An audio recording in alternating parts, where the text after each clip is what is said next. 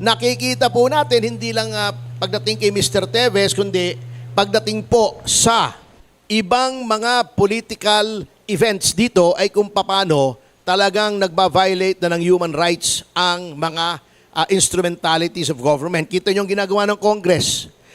The contempt power should be applied sparingly at sinabi noong Supreme Court sa Ong versus Senate Blue Ribbon Committee after due process. Anong ginagawa nung iba roon? Pag hindi nila gusto yung sagot, you are lying. Pwede ba yun? Hindi pwede kasi due process means that you are charged before an impartial tribunal. Hindi pwede na ikaw na ang nag-aakusa, ikaw pa nagdesisyon, ikaw pa ang nagsentensya. Yun ang nangyayari. Alam nyo sa Amerika kung saan natin kinuha yung konsepto ng legislative power of contempt.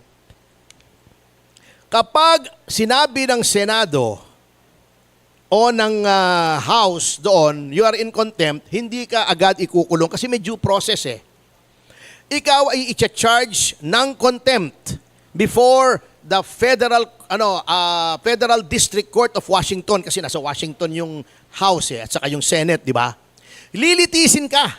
Sila ang magpaputunay, let's say, they are saying you are lying. Patunayan mo why you are lying. Meron bang dokumento na nagsasabi na salungat doon sa sinabi mo sa loob ng Senado o ng House? Meron bang isang tao na nagsabi ng salungat? Is there a sworn statement? Yun po ang may due process. Sa atin walang due process eh. And I think, kaya nga po, paunti-unti ang ating Korte Suprema ay kine-curb yung abuses ng lehislatura. Kita niyo yung balag. Dati indefinite ang pagkakulong pagkaayaw sumagot ng resource person. Ngayon sinabi, pagkatapos ng committee hearings, dapat palayain na. Yung sa Ermita, sinabi ng Ermita, kung tatawag ka ng resource person, ang resource person ay dapat lamang sumagot on questions relevant to a proposed legislation. Kaya, kung magsasampina ka, lakipan mo ng proposed legislation. Ano ba yung batas na gusto mong ipasa? Ito, walang kaugnayan sa ipapasang batas eh. Anong mga questions dito? Boyfriend mo ba si Wesley Go? Anong legislation doon? Bawal makipag-boyfriend ng pangalan Wesley. O, di ba? E, paano si Wesley Gatchalian? Ito bang ninong mo? Sigurado ka, wala kayong relasyon ng ninong mo, nakatira kasi sa ilalim ng isang bubong. Anong legislation doon? Bawal tumira sa ilalim ng isang bubong kasama ninong. O, di ba? Anong koneksyon noong mga itinatanong sa legislation? May legislation na tayo sa human trafficking, may legislation na tayo sa anti-dummy. Pinagbawal na ng presidente ang pogo. Ano bang legislation? Ang nangyayari, baka akala nitong mga magagaling natin mga congressmen, hindi napapansin ng mga tao, sila na ang nagiging investigador. Eh sinabi na ng korte sa Nery versus Senate Blue Ribbon Committee, ang legislative hearing ay hindi hukuman. You are not here to establish the guilt or innocence of anyone. Ang mga legislators ay hindi police, hindi NBI.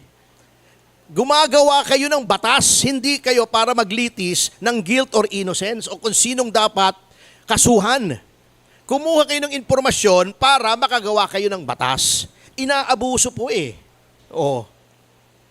So yun ang nangyayari. Ngayon, kung ganyan ang climate dito sa Pilipinas, with more reason, hindi dapat i-extradite si Congressman Teves. Dahil laganap na ang political persecution under the present government.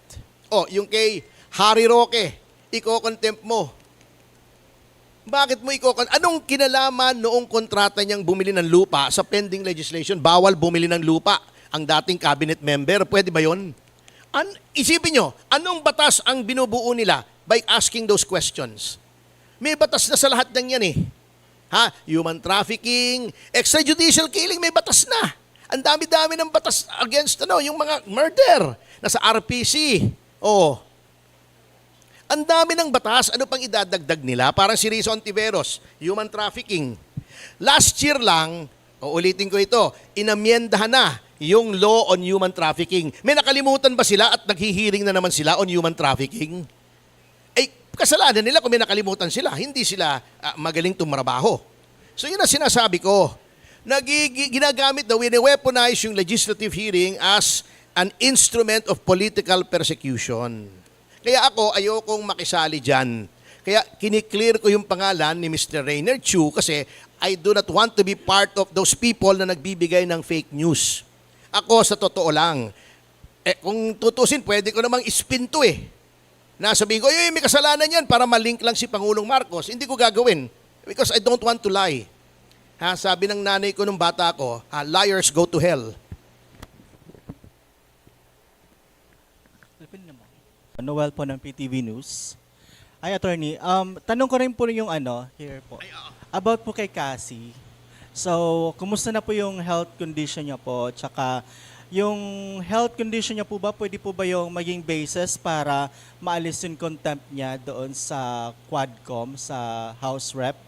At saka, ano po ang chances na mapasama siya sa WPP? Kasi inalok siya ni Congressman Fernandez. Thank you po. In-explain ko na sa kanya, ulitin ko, as a lawyer, I can only explain the legal aspects of any angle in a case. But ultimately, of course, being under the WPP is a personal choice to make. Kasi alam nyo, yung WPP natin hindi ganun ka-reliable eh. Alam nyo kung bakit? Eto, sabihin ko na sa inyo. Kaya, humina yung kaso kay De Lima, yung pangakong WPP ng mga witnesses, hindi natutupad. Hindi natupad ng DOJ. Hindi ko sinisisi yung yung present administration because the WPP was extended during the last administration. Evidently, hindi ganun ka-ironclad. May mga kakampi pa si Senator De Lima siguro. Hindi ko sinasabing totoo na naging malasado yung WPP. At I've heard, hindi ko to ina-advance as a fact. Ito ay narinig ko lang, hearsay ito. Pero I have to say this, na narinig ko, hindi ko sinasabing totoo na yun daw panel ay sinabihan ng isang undersecretary na wag nang ipa-inhibit si Judge Guito na dating estudyante ni De Lima. In other words, someone from the DOJ may have dropped the ball. Hindi fake news to, ito ay opinion. Pag sinabi ko opinion ko, it may or may not be true. Pag sinabi mong katulad ni Boying na he is stating a fact when it is not true, yan ang fake news. Narinig ko lang naman. So, ang hirap mag-rely sa WPP. At sinabi ko diyan sa kliyente ko, hindi reliable ang WPP mechanism ng ating Department of Justice. So, napapabayaan in the long run. Mahaba pong istorya yan, hindi ko nakikwento sa inyo.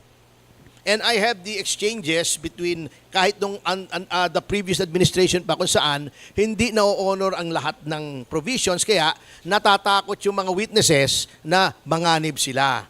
So WPP under the law ay hindi po masyadong nasusunod. Hindi ko sinasabing hindi masusunod here, but historically, mahirap pong mag-rely sa WPP. Ngayon, yung with respect to yung health, naka-recover na siya physically. Okay na yung blood pressure niya, okay na yung sugar niya, pero yung assault on her mind, yung mental and psychological torture, nandyan pa rin.